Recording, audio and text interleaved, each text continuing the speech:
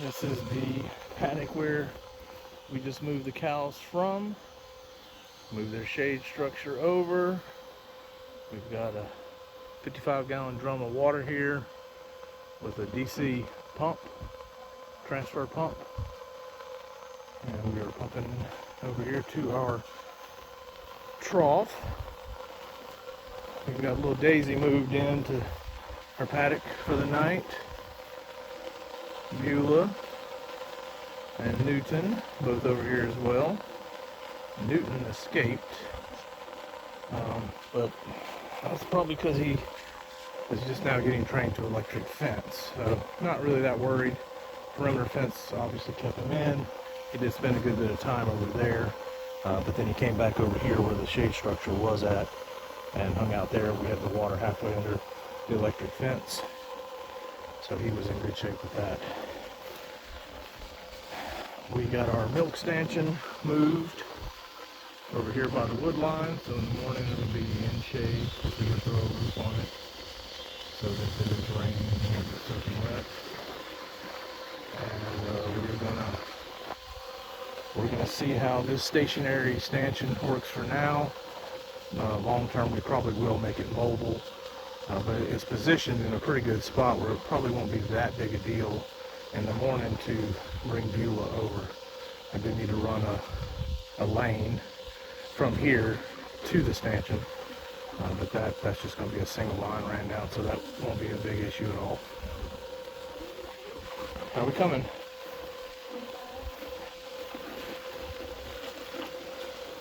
We won't need to go but about a little up to that line, about almost halfway. Yep. And we'll see how far that gets us. If they drink that down pretty low, then we'll go a little further up tomorrow night. Well, in the morning, of course, but then tomorrow night we'll fill it up a little bit further. Matter of fact, to be safe, let's go ahead and go to that halfway point. Yep, right there. We were bringing over 10 gallons at a time yesterday, so we didn't have this pump. But now that we've got this pump, I'll show you what we've got here. It's a Drummond, just a Harbor Freight, little transfer pump, garden hose fitting, and runs off of a DC 12-volt battery, which we have here on the side-by-side. And it's working pretty good. It's filling up a whole lot faster than 5-gallon buckets at a time for sure. And eventually we will have that replaced, that tote replaced, where we can run an actual automatic water setup. I have a float valve here on this trough, and that'll save this extra little chore here. We will still have to bring a 55-gallon drum over and transfer it into our tote to keep that tote full. We didn't even quite get to our 200-gallon mark like I planned. We're probably around 150 gallons, so we're going to take what's left in here, transfer it over, just to give us that little extra weight until we get our food grade tote out here, so we can keep running this and kind of in the actual sense. So if we start saying that it is too much weight, then we can drop back. 150 gallons is working good, so see no problem with going ahead and bumping up to 200. Hey Daisy. But again, you can see where we're at here. This is what it looked like. This is what this looked like before we moved them over. And while, yeah, they didn't eat it all, we didn't really expect that they would, because this is a much larger paddock than we plan on using. But for the ease of getting them offloaded, this is what we went with. As you can see, this is certainly a much smaller paddock. We'll see how this goes and adjust accordingly tomorrow. Okay, y'all ready? Let's roll up our hose and we'll get on out of here.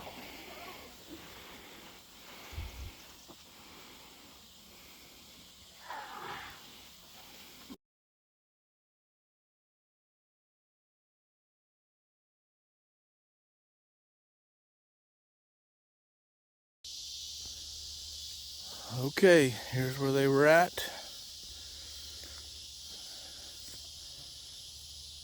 Here's where they moved next. I'm actually have a little bit of an overlap because tomorrow I need to rearrange my calf pen. So tomorrow morning I will adjust this and give them a little bigger area. This is just going to get them through tonight. But we've grazed this lane down here. As I've showed before, we grazed that. We grazed this patch here.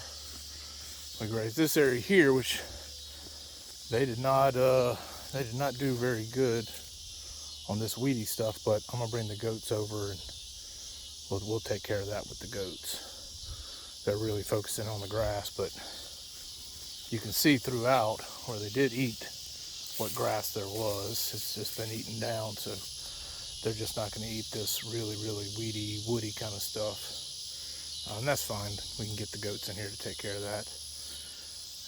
But we've got them over here now, and they are snacking away. Again, it is a small spot, but in the morning they're going to move further on down this way. We'll expand into a much bigger paddock for tomorrow, but at least this way I can see what 12 hours looks like, and then I can adjust accordingly, because we did have, this was not a very good spot over here. There wasn't much grass, but we needed to get everything set up. And then of course they didn't eat much of this. We did bring some hay because we were gone to a goat producer class, so we gave them hay. And we know that at some point we're going to be feeding hay just because of the forage quality that we have here. Obviously it certainly looks like a lot out there, but with them leaving this much behind, it's not going to really provide a lot. But we haven't moved every single day. We went every other day. The goal would be to go every day, but don't see that it's going to be harmful to go every other day when I have to. And then in this instance, I'm going to actually move today and then tomorrow. So all in all, as long as we keep them moving, that's going to be an important thing. We're certainly not going to leave them on one spot for a week or a month or 6 months or something like that. We will keep them moving in a day or days basis. So far though, our watering is still bringing it over in a 55-gallon drum and pumping it off into our trough over there. And that trough, of course, lends part of the issue on why I haven't moved this further over, because of sharing the trough with the calf. But I'm going to remedy that tomorrow with give her her own dedicated bucket. It won't be a full-size trough because she doesn't need it. Just a bucket for nighttime is all she's going to need. So we should be in good shape with being able to get the trough with these two and moving it all the way down. And we will move her, just not near as often. We will leave her in the same little calf pen and bring her down this tree line just for simplicity's sake, adjacent to her mama, Beulah, and Newton, the donkey there. We'll have a Daisy over here, that's the calf. We want to have it as easy as possible to take her out of her pen in with her mama, and then in the evening, easy to get her back in. She's not halter broken yet. We've done some work with her. She's just pretty stubborn, as I'm sure most calves are. Newton, he has a favorite spot here. I've got to revamp our chickshaw so I can get our chickens over here. I'm planning on doing that in the morning. Well, not in the morning, but early afternoon after church. We'll get that set up and load some chickens up, bring them over so they can start eating fly larvae as well as spreading this manure around. Again, especially Newton, he's a fan of going in the same place. I'm not real familiar with donkeys. I mean, we've got him for his livestock guardian potential, but he is pretty good about really using the same the same toilet, as opposed to Beulah, who just goes wherever she pleases. If that's something you're familiar with, I'd love to hear a comment on it, and maybe something I go in and research, but it won't matter too much because we will be moving them. But it was just interesting to see that the chicken's going to have a much bigger job dealing with spreading his manure as opposed to Beulah's, who naturally kind of spreads it out as she goes on her own. Okay, Daisy, you have a good night. Eat the little bit of grass you got left there. We're going to get you to a new spot tomorrow.